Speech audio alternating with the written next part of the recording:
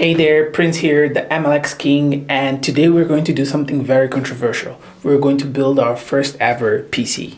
And I'm going to start with the motherboard. I went with the ASRock 870E Taichi motherboard. It has some PCIe 5, and that is really good for the GPU that we're aiming for, which is a RTX 6000 Pro. So let me show you how this looks like.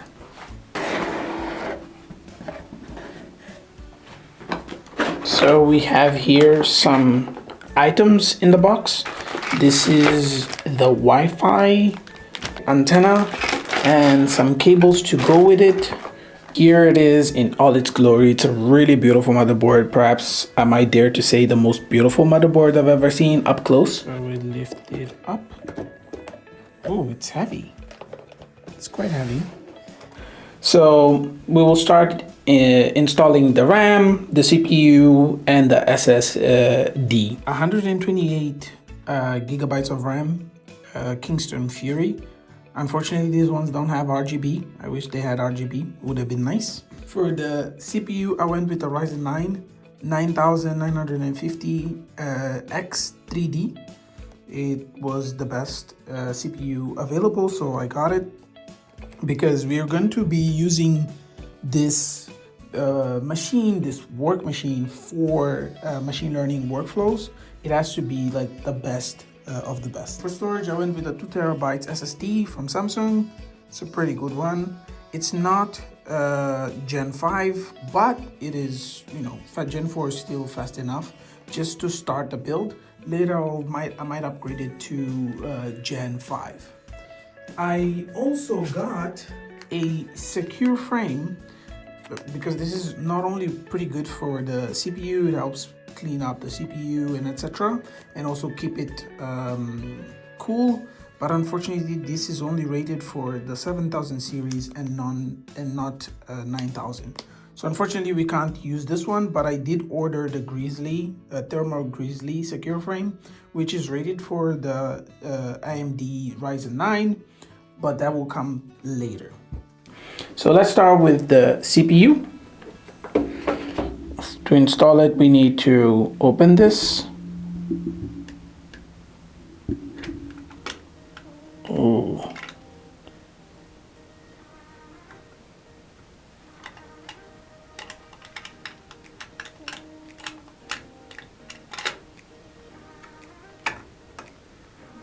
Oh, wow. There we have it. Now we will open our CPU here. Opening it up. Oh, wow. It's quite good looking.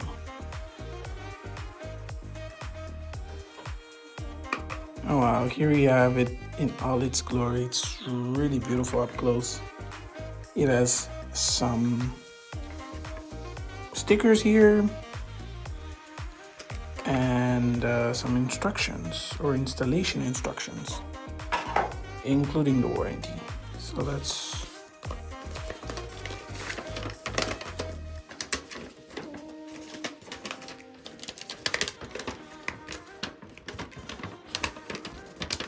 okay.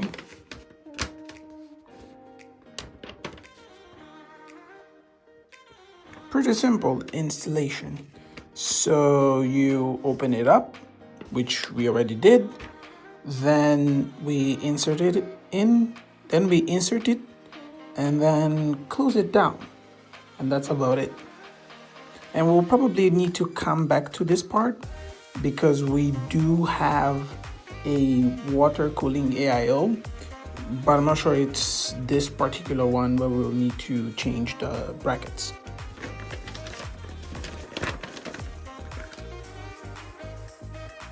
All right, so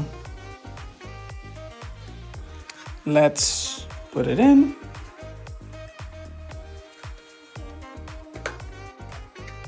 Ooh.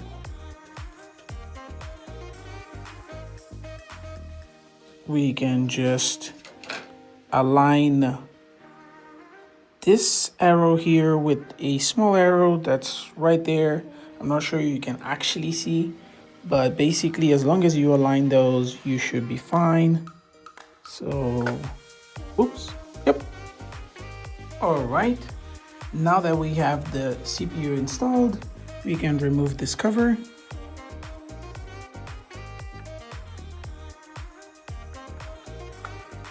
There we go, save it for later. We're definitely going to use that again. And now just put it down and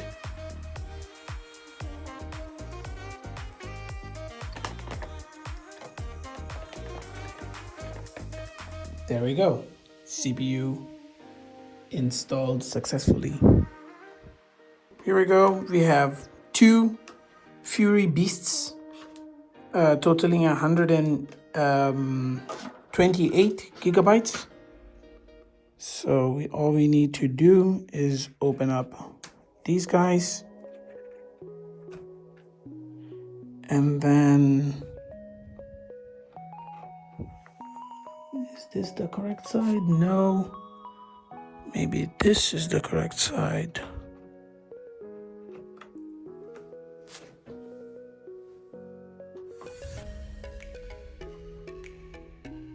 All right. So all we need to do is press them down.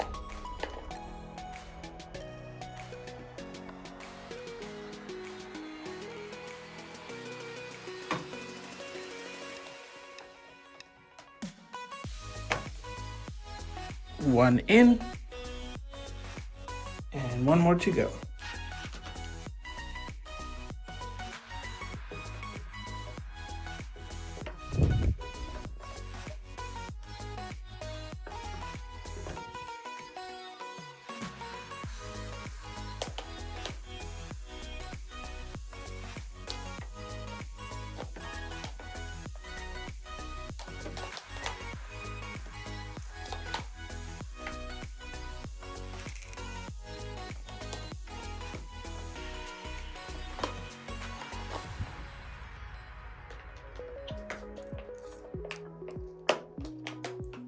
There we go. RAM in.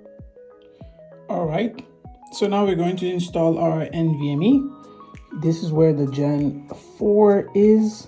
So we're gonna remove this thermopad plastic, as well as in this cover here, we're going to remove it.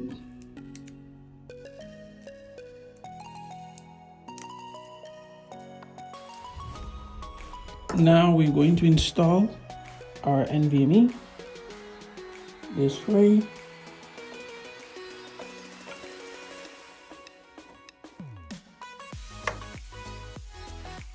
And then we can secure it this way, and we can finally put it back. We just need to line it up.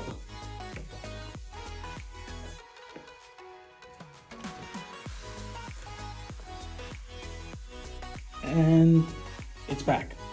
Now we can remove this plastic here, as well as these plastics. We don't want anything to be messing with our thermals.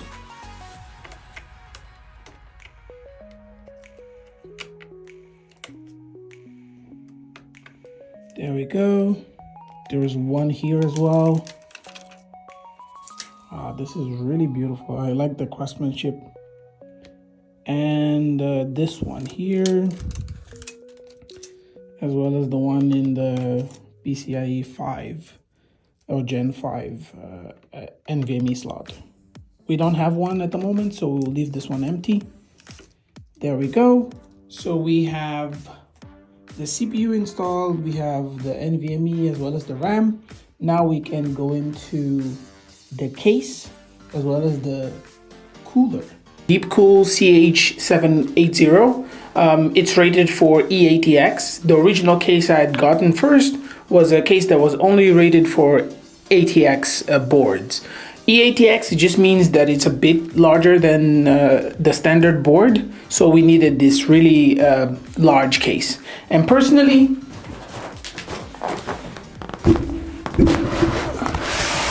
for the case, I wanted also a transparent case that would allow me to appreciate all the work I put in. So this is the DeepCool case. Let me open it up.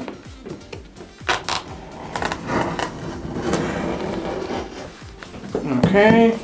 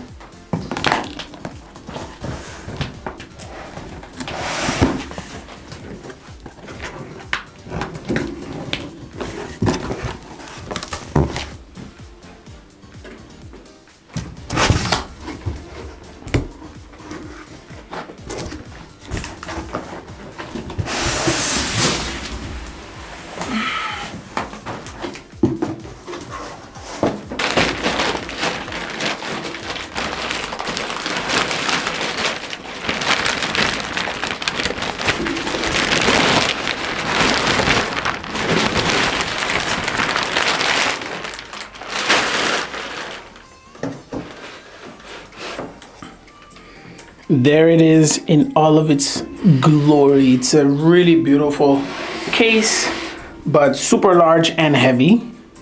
One really cool feature about this case is that it comes with a GPU sag bracket, something I was thinking about buying, but it turns out I got it for free with this case.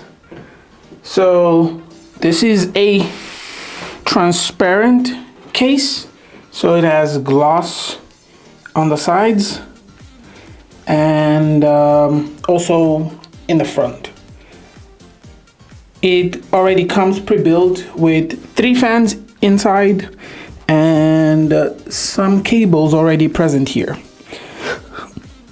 So let's install the motherboard and then we will install the cooling.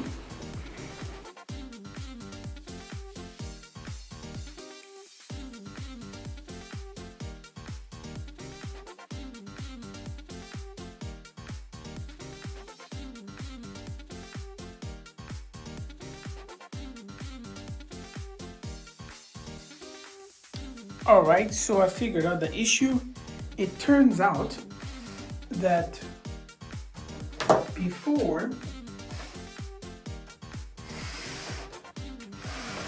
we had this little guy here connected, daisy chained with this cable here, and this is why the fans were only turning on but not necessarily lighting up.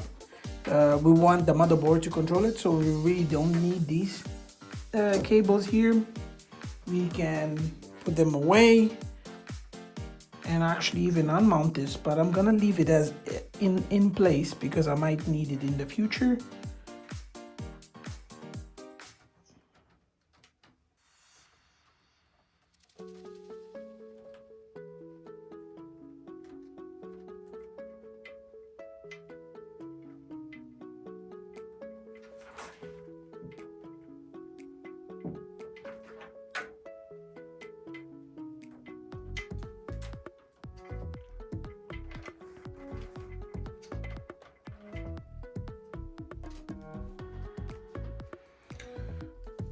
All right, so we have everything ready to go.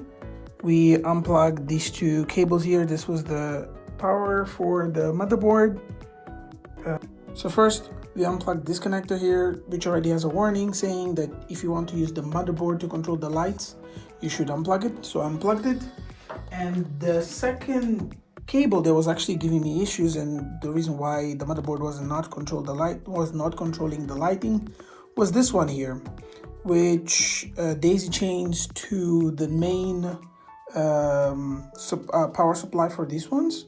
So I just removed that, and now it should all boot up without any issues. So if we turn it back to plug it in, now that we've plugged it in, we can turn on the power and you have some signs of life, which is good. And then we can just click the power button and voila, we have a fully functional PC basically, with the lights being controlled by the motherboard. So you can see all of them just switch or cycle between different colors at the same time. It's not only that one, there is also the fans up there, which also are being controlled by the light, which is pretty cool. So here's what changed. I repositioned the RAM from A1 B1 to A2 B2. I read on the internet that that fixes the no display. So let's try it out.